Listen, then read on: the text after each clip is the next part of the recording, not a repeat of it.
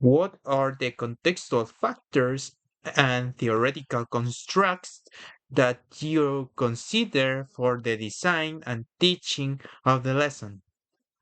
The lesson design was based by both the characteristic of the school and the relevant language teaching theories.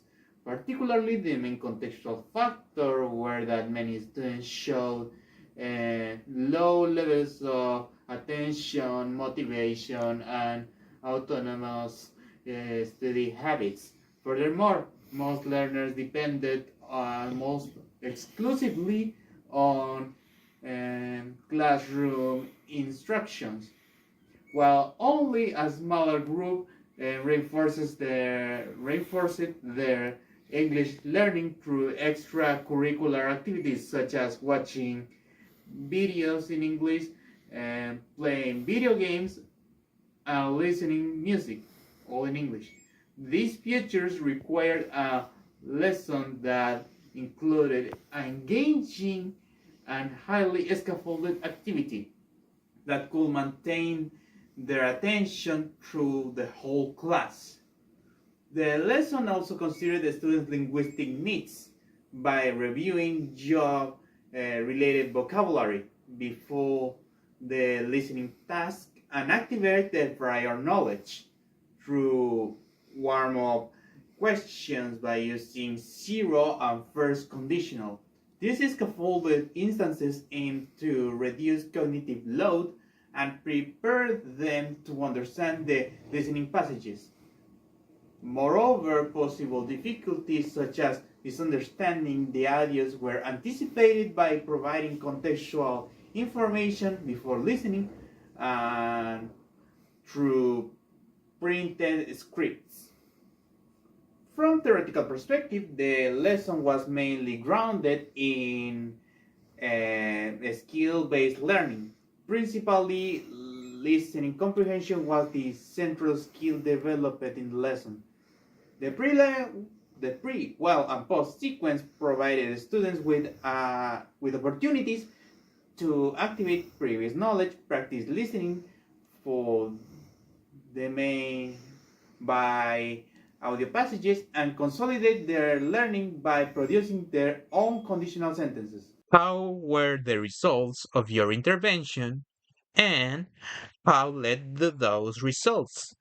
Overall, the intervention achieved its main learning objective. Most students were able to identify the main ideas of the audio passages and successfully matched them with the corresponding job search topic. The vocabulary review before the listening task contributed significantly to their comprehension since students were already familiar with the key concepts presented in the recordings. Working in pairs also had a positive impact on students' performance. Learners were able to discuss their answers, negotiate meanings, and support each other during the listening tasks, which increased their confidence and participation. Playing the audio twice and monitoring students through the activity also reduced anxiety and allowed the learners to verify their initial responses. However, some students still experienced difficulties maintaining concentration during longer listening segments, while others require the printed contextual support to fully understand the passages.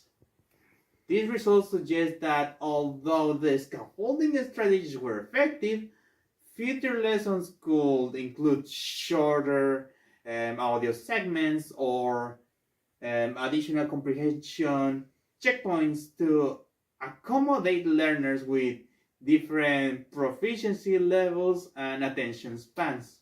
What are the implications of teaching your lesson on your pedagogical practices as a teacher of English? Teaching this lesson reinforces the importance of carefully planning scaffolding strategies before asking students to complete a listening task, rather than Expecting learners to understand authentic input immediately, I realized that activate prior knowledge, reviewing key vocabulary, and establishing a clear context significantly improve students' comprehension and confidence. The lesson also demonstrated that grammar instruction becomes more meaningful when it is integrated into communication situations instead of practicing conditional form through isolated exercises. Students use them to discuss realistic situations related to employment, future studies, and career implications. This approach encourage more authentic language production while reinforcing grammatical accuracy. How does your school context contribute to your teacher development and decisions?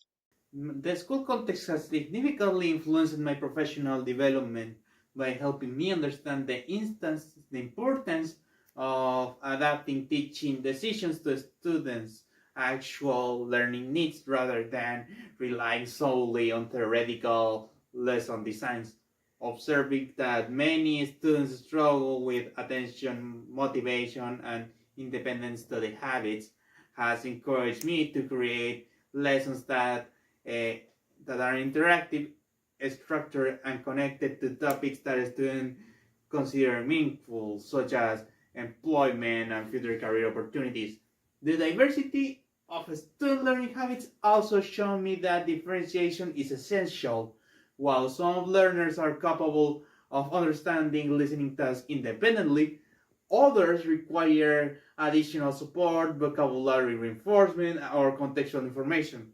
Consequently, I have learned to anticipate these differences during lesson planning and prepare alternative resources that ensure all learners can participate successfully. Finally, this teaching experience has strengthened my reflective practice. Evaluating student responses through the lesson allowed me to identify which instructional strategies were effective and which aspects could be improved in future lessons. Therefore, the school context has become an essential source of professional learning, overall helping me to make informed pedagogical decisions that promote both students' learning and my own development as an English teacher.